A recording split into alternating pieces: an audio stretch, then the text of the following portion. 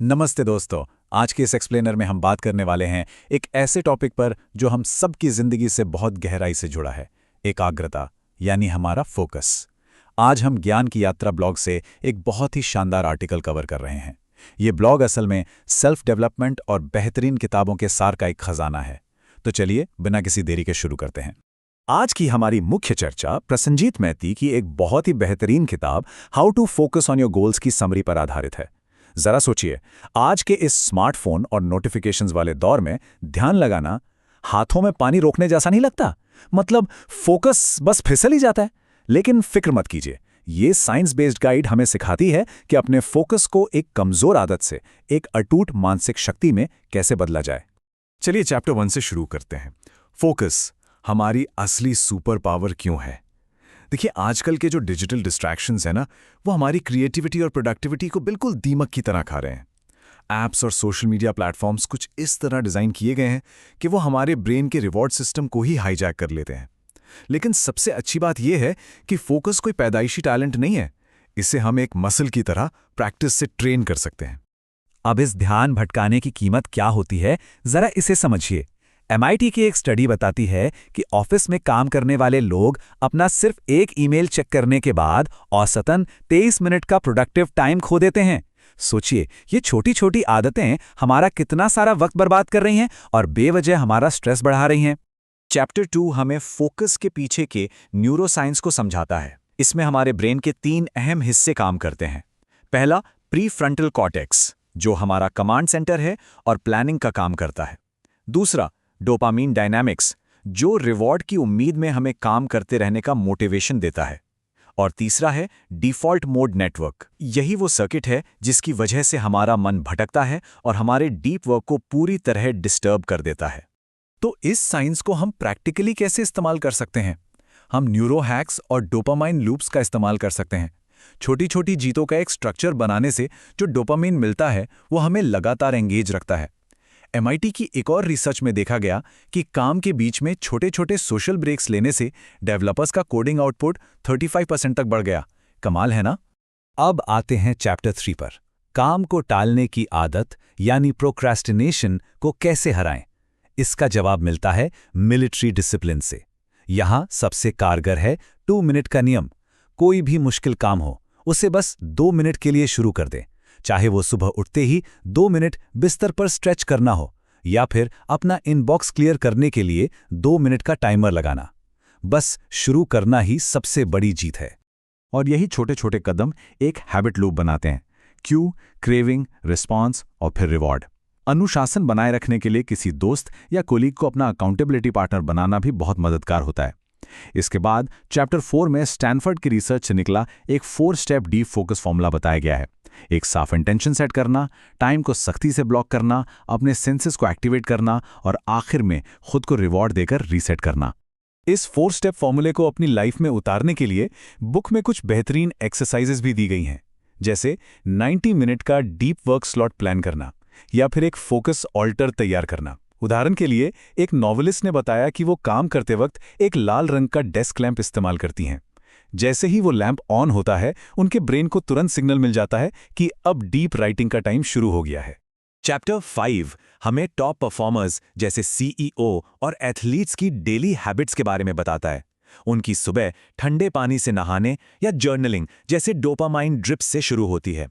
वो एक जैसे कामों को एक साथ निपटाते हैं, जिसे टास्क बैचिंग कहते हैं, ताकि बार बार फोकस शिफ्ट करने में एनर्जी वेस्ट ना हो। और हाँ, शाम को सोने से 2 घंटे पहले स्क्रीन बंद करना यानी एक डिजिटल सनसेट फॉलो करना उनके रूटीन का एक बेहद अहम हिस्सा होता है। चैप्टर 6 बात करता है हमारे सबसे बड़े दुश्मन डिजिटल ओवरलोड पर काबू पाने की। इसके लिए एक डिस्ट्रैक्शन ऑडिट बहुत जरूरी है। देखिए कि कौन से टॉप 5 ऐप्स आपका सबसे ज्यादा टाइम खा रहे हैं और काम के वक्त उनके लिए एक फोकस प्रोफाइल सेट करें। नोटिफिकेशंस को उनकी अर्जेंसी के हिसाब से कलर कोड करना और घर में कुछ ऐप फ्री जोन बनाना आपकी एकाग्रता को बचा सकता है। आप इसके लिए फोकस लॉन्चर जैसे टूल्स भी यूज कर सकते हैं, जो काम के वक्त सिर्फ काम से जुड़े ऐप्स ही स्क्रीन पर दिखाते हैं। आगे चैप्टर 7 में बताया गया है कि लंबे समय तक मोटिवेशन कैसे बनाए रखें। गेम डिजाइन से इंस्पायर होकर ये हमें वेरिएबल रेशियो रिवॉर्ड्स का कॉन्सेप्ट देता है। मतलब अगर हमारे रिवॉर्ड्स रैंडम और सरप्राइजिंग हों, जैसे कभी कोई मज़ेदार वीडियो देख लिया या कभी एक चॉकलेट खा ली, तो काम में हमारा एंगेजमेंट हमेशा बना रहता है। एक एंटरप्रेन्योर की कहानी इसका बहुत ही बढ़िया उदाहरण है। उन्होंने बताया कि काम के बीच अचानक से किसी कॉफ़ी कार्ट पर जाना उनके लिए एक ज़बरदस्त रिवॉर्ड बन गया था। इस तरह के छोटे छोटे सुखद सरप्राइज आपके दिमाग को रिफ्रेश कर देते हैं और अगले फोकस सेशन के लिए फुल एनर्जी के साथ तैयार कर देते हैं। चैप्टर 8 थ्योरी से एक कदम आगे बढ़कर कुछ बहुत ही प्रैक्टिकल टूल्स और वर्कशीट्स देता है।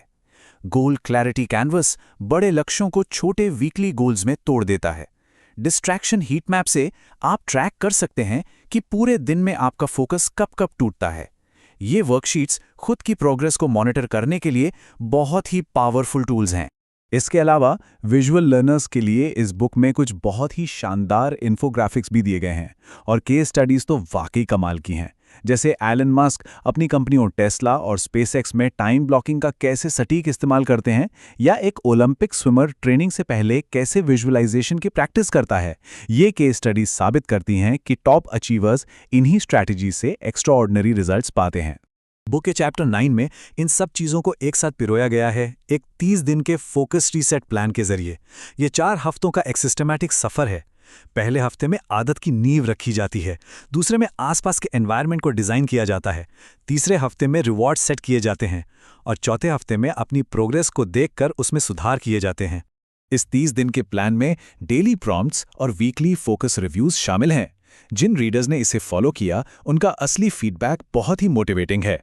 उन्होंने बताया कि बिना थके 4 घंटे लगातार फोकस होकर काम करना उनके लिए अब आम बात हो गई है और उनका स्ट्रेस लेवल भी काफ़ी हद तक कम हो गया है। तो अब आगे क्या करना है? अपना खुद का पर्सनल फोकस प्लान बनाने के लिए बस ये 5 स्टेप्स फॉलो करें। 1. सबसे पहले अपने फोकस लीक्स को पहचानें। 2. अपना एक 25 शब्दों का फोकस इंटेंशन लिखें। 3.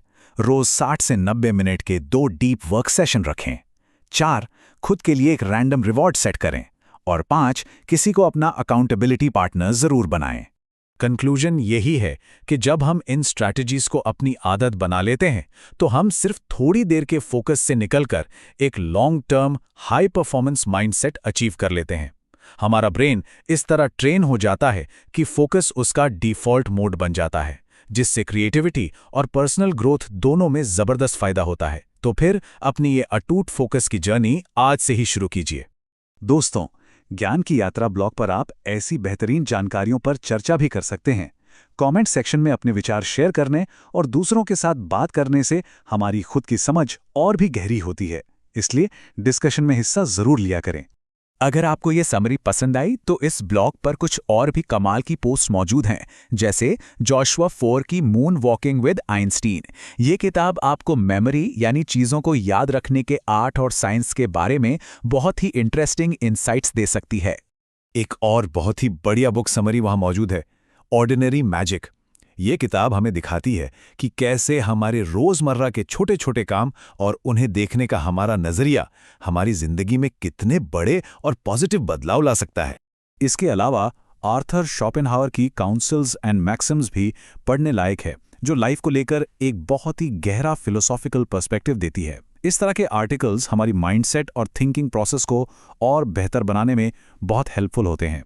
इन सारी बेहतरीन और ज्ञान से भरी समरीज के पीछे प्रफुल्ल शर्मा जी की मेहनत है। उनका हमेशा कुछ नया सीखते रहने का जज्बा उनके हर आर्टिकल में साफ झलकता है।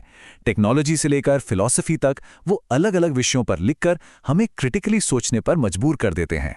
ब्लॉग के इस बड़े से आर्काइव में ऐसी ढेरों काम की जानकारी भरी पड़ी है।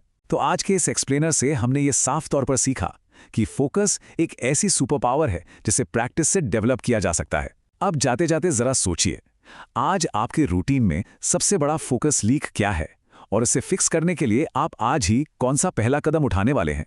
सीखते रहिए और अपनी लाइफ को बेहतर बनाते रहिए। मिलते हैं अगले एक्सप्लेनर में।